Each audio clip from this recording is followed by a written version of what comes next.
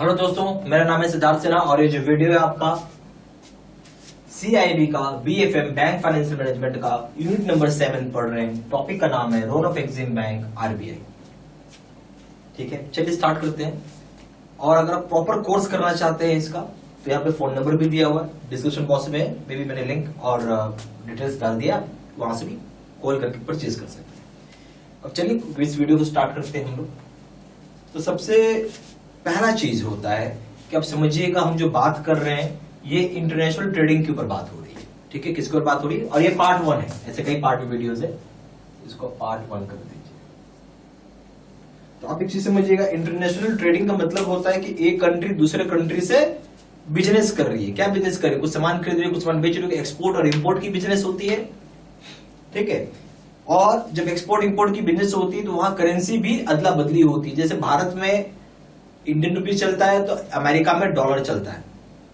तो आपको पता ही है कि डॉलर भारत में या लोकल मार्केट में, मान लीजिए कि मुझे एक समोसा खाना है, ठीक है, समोसा खाना है, तो मुझे समोसा खाने के लिए रुपए ही देना पड़ेगा, डॉलर काम नहीं करेगा। डॉलर इंडिया में काम नहीं करेगा, डॉलर अमेरिका में काम करेगा, भारतीय रुपए अमेरिका में नहीं काम करेगा और डॉलर काम करेगा। तो करेंसी कन्वर्जन भी होता है।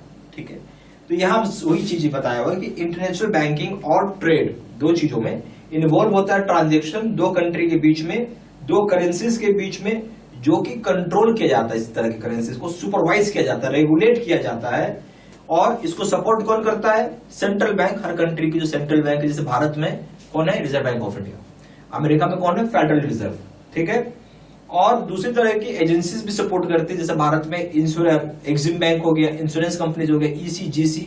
ठीक है, उसके बाद FDI, इस तरह की बहुत संस्था है, पिक्चर में आएगा आगे जब पढ़ेंगे कि कैसे वो कंट्रोल करते हैं। ठीक है, इस बात को आप लिख लीजिए। तो पहला पॉइंट बनाइए, लिख लीजिए इंटरनेशनल। जो बातें मैं बता रहा हूं, जो लिख रहा हूं, अभी साथ ही साथ लिखिएगा, बहुत सुंदर नोट्स बन जाएगा और बड़ा अच्छा लगेगा पढ़ने में आपको, खास करके रिवीजन करने में। International banking and trade involves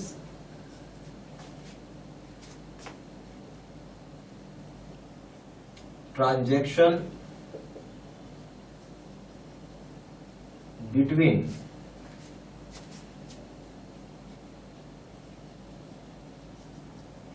two countries, currencies which are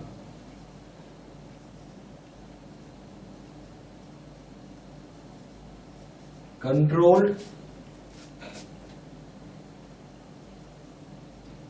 supervised, regulated and supported by central bank of country. ठीक है, लाइक भारत में कौन है? RBI है, फेडरल रिजर्व है अमेरिका का,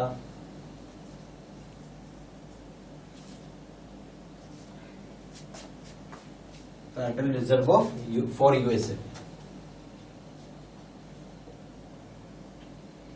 एंड ठीक है, एंड मत लिखिए, while assisted by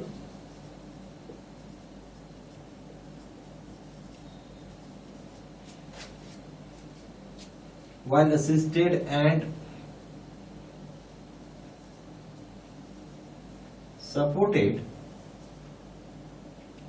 by various other agencies like Exim Bank,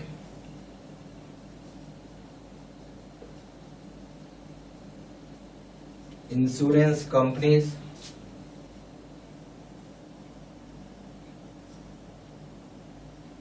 ECGC, FEDAI, etc. मामला समझ में आ रहा है पूरा क्या है यहाँ पे? यहाँ बोलता है कि जो इंटरनेशनल बैंकिंग करते हैं और जो ट्रेड होता है, इंटरनेशनल बैंकिंग, इंटरनेशनल ट्रेड, इन दोनों चीज में क्या है, ट्रांजैक्शन जो होती हैं दो कंट्री के बीच में होता है, दो करेंसीज के बीच में होता है। कंट्री तो है ही और करेंसी भी दो है, जिसको कि कंट्रोल, सुपरवाइज्ड, रेगुलेट और सपोर्ट कौन करता है, सेंट्रल बैंक ऑफ कंट्री करती है। जैसे भारत के लिए आरबीआई है, अमेरिका के लिए फेडरल रिजर्व है, यूएसए के लिए, साथ साथ दूसरे तरह के असिस्टेंस करने वाली एजेंसी भी है, असिस्ट प्रोवाइड करती है, मदद। असिस्टेंस का मतलब क्या होता है, मदद करना, सपोर्ट किया जाता है दूसरे तरह के एजेंसीज के द्वारा। जैसे उदाहरण के तौर पे एग्जिम बैंक है, इंश्योरेंस कंपनी है, ईसीजीसी, एफईडीआई है और भी दूसरे बॉडीज है। तो ये सब चीज के बारे में हम लोग आगे पढ़ेंगे। फिर आइए, अब हम लोग बात कर रहे हैं एग्जिम बैंक के ऊपर। तो एग्जिम बैंक जो है स्टैब्लिश हुआ था 1981 में। एग्जिम बैंक कब स्टैब्लिश हुआ, 1981 में हुआ। और इसका काम है कि असिस्टेंस प्रोवाइड करता है, सर्विसेज देता है। क्या देता है, असिस्टेंस, फाइनेंशियल असिस्टेंस, यानी पैसे से मदद करता है, यानी एक तरीके का लोन देता है। ठीक है, क्या बोल सकते हैं, लोन भी देता है ये। तो फाइनेंशियल असिस्टेंस देता है, सर्विसेज देता है, ताकि कोऑर्डिनेट किया जा सके फंक्शंस जो इंस्टीट्यूशन के होंगे, जो इंगेज किया जाता है फाइनेंसिंग करना, एक्सपोर्ट इंपोर्ट ट्रेड को भारत में लॉन्ग टर्म के लिए। तो आप बोल सकते हैं कि एग्जिम बैंक की स्टैब्लिश 1981 में। इसका काम है फाइनेंशियल असिस्टेंस देना, सर्विसेज देना, ताकि कोऑर्डिनेट करवा सके डिफरेंट इंस्टीट्यूशंस की फंक्शन के साथ और एंगेज करवा सके long term export import financing के लिए। ठीक है, इस बात को लिख लीजिए आप।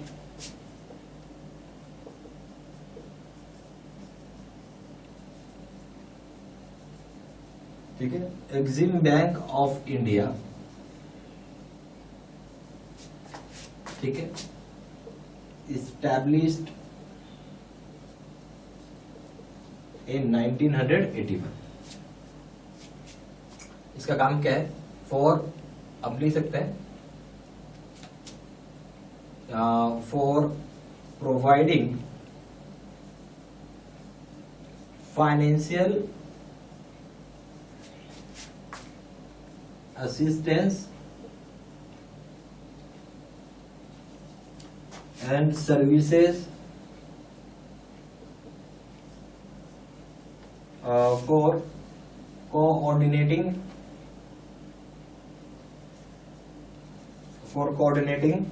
the functions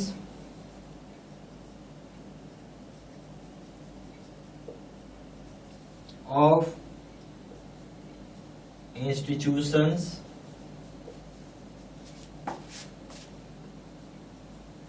engaged in financing of export, import, trade in country।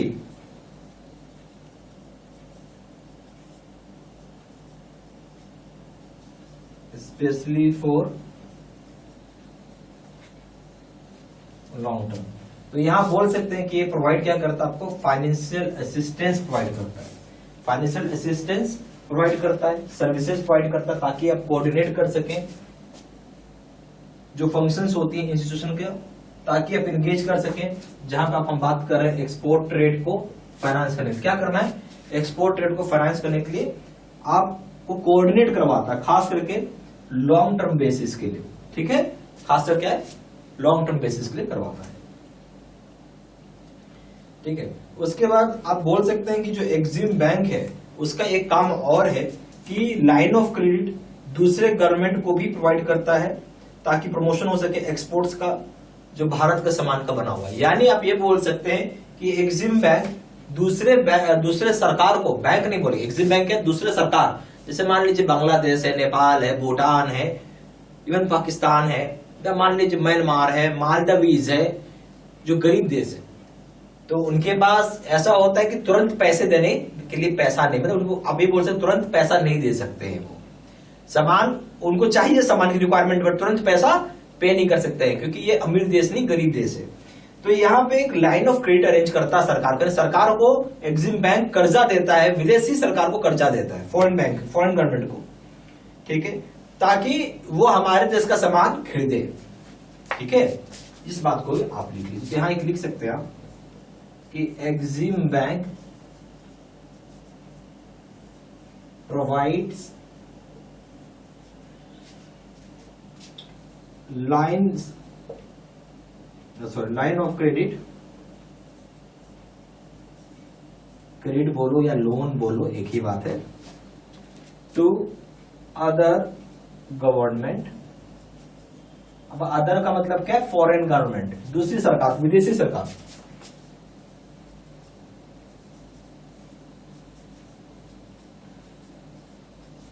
ठीक है, for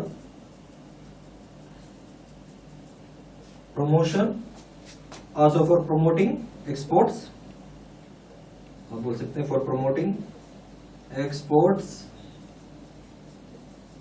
of goods made in India.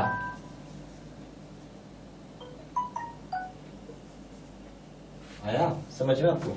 यानी एक्सिम बैंक का काम क्या है कि ये आपको प्रोवाइड करता है लोन या क्रेडिट दूसरे सरकारों को या फॉरेन गवर्नमेंट को, ताकि क्या कर सके, प्रमोट कर सके एक्सपोर्ट्स को, जो सामान भारत में बनाए जा रहे हैं।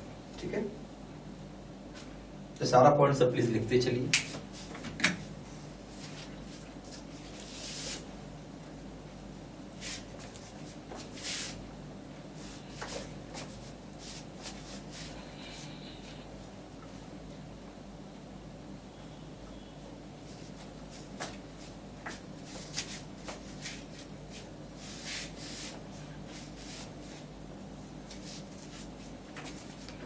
अब हम लोग बात कर रहे हैं क्या फंक्शंस है और ऑपरेशंस होते हैं एक्सिम बैंक का।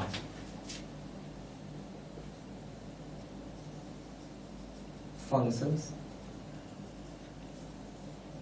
And operations of Exim bank.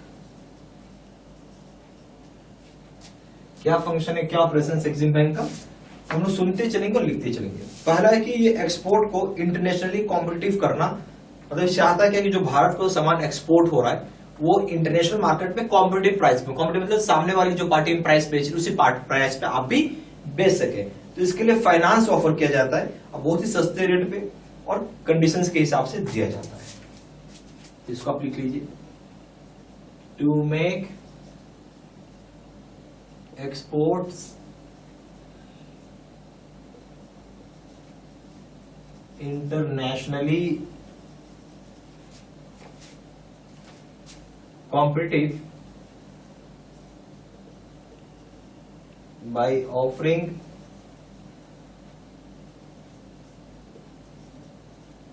finance at competitive rates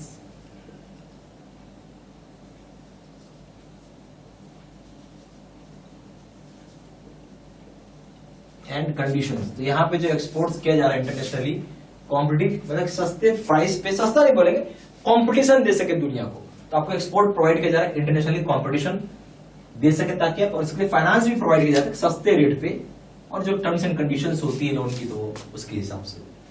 फिर यहाँ पे आप बोल सकते हैं एक्सिम बैंक एक तरह का सॉल्यूशन देता है, बैंक लोन नहीं दी आपको तो आप एक्सिम बैंक लोन देने को तैयार है, तो एक अल्टरनेट फाइनेंसिंग सॉल्यूशन भी अवेलेबल करवा देता है आपको।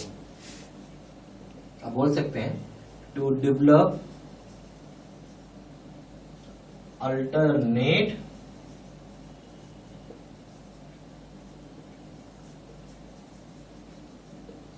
फाइनेंसिंग सॉल्यूशन, यानी आपको एक अल्टरनेट फाइनेंसिंग सॉल्यूशन भी ये प्रोवाइड कराता है, चाहे डेवलप करवा देगा। फिर यहाँ पे आपको डेटा प्रोवाइड करवाता है, इंफॉर्मेशन प्रोवाइड करता है, सर्विसेज दिलवाता है, नए एक्सपोर्ट अपॉर्चुनिटीज का, खास करके इंडियन एक्सपोर्टर्स, यानी इंडियन एक्सपोर्टर्स को नए एक्सपोर्ट अपॉर्चुनिटीज के लिए डेटा, इंफॉर्मेशन और सर्विस प्रोवाइड करता है। To provide data, information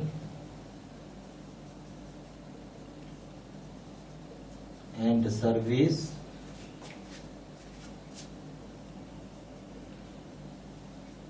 for new export opportunities